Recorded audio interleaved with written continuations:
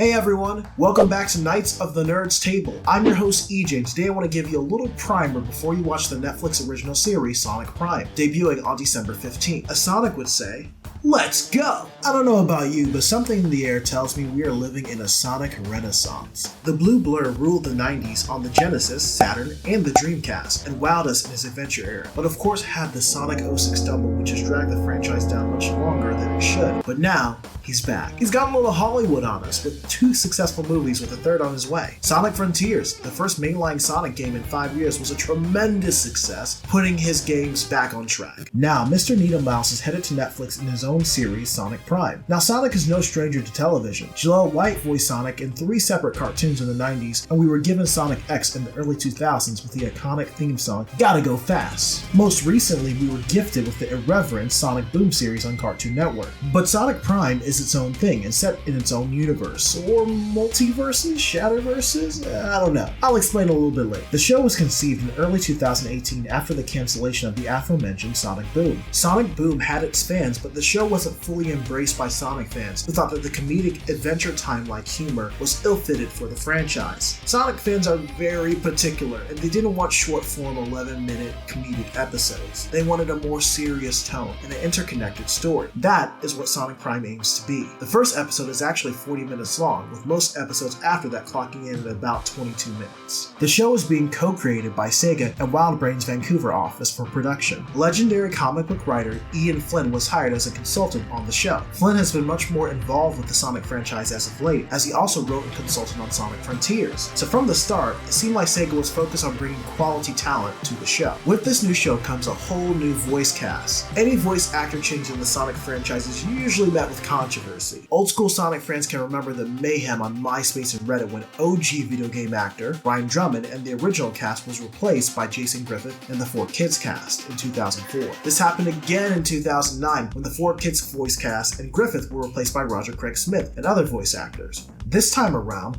Devin Mack will give a voice to Sega's mascot. We've heard his voice in the trailers, and he sounds like a mixture of Roger Craig Smith and movie voice actor Ben Schwartz. Hello, I'm Sonic. When you've got a crew like mine, there's nothing that can stop you. I think our boy is in good hands. Other cast members also include Ashley Ball as Miles Tails Prower, I call them shatter spaces. Admin Narada as Knuckles, If we lose this fight, there won't be anything left to fight for. Shannon Kent as Amy Rose, and Ian Hamlin as Shadow and Big the Cat. No problem, Sonic. We also have Brian Drummond voicing Dr. Robotnik. Crush them all! Although he has no relation to the aforementioned Ryan Drummond, he does have his own unique tie to the franchise, as Brian Drummond voiced Knuckles in the 1990 series Sonic Underground. Those hedgehogs want the emerald, do they? Well, they'll have to get past me!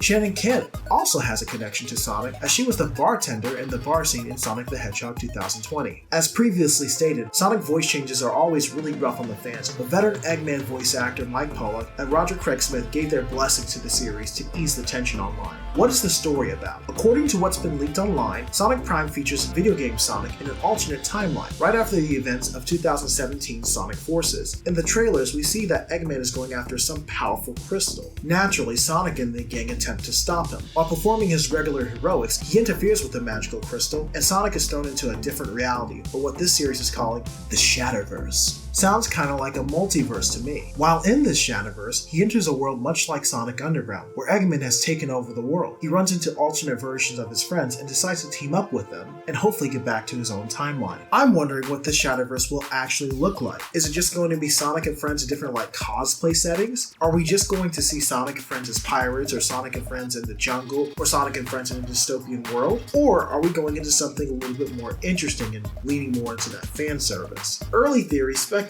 that maybe we get a little No Way Home action. Why not get Jaleel White to represent a multiverse version of Sonic? We already have Brian Drummond from his television show. What's Urkel doing these days? Maybe some Jason Griffith or Ryan Drummond action? Alright, maybe we're a little too used to fan service due to our love of the MCU, but us Sonic fans can dream, right? We're having a great year. Let's keep it going. Come on, Sonic Prime, give the people what they want. Old voice actors aren't the only pieces of nostalgia bait that fans are hoping to see. Lots of people would love to see a return for Sonic SatM characters, like Sally the Squirrel. Back in the 90s, Sally was actually a more popular love interest than Amy Rose. She's taken a back seat in Sonic media for a while now. It would be nice to see her reintroduced to a new audience. And with Ian Flynn consulting, maybe we'll see some hints of his storylines. Wouldn't count on seeing too many echidnas though, due to a certain disgruntled former Sonic writer.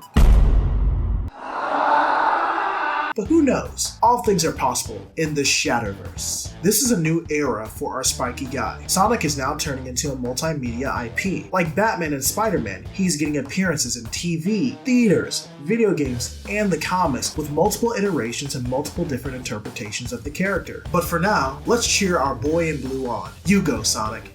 You go. Anyway, thanks for tuning in to Knights of the Nerds Table. Tell me your theories on the series. What type of nostalgia bait do you think Sonic Prime will throw at us? What's your favorite Sonic television show so far? We would love to hear from you. Until next time, night out. Gotta go fast!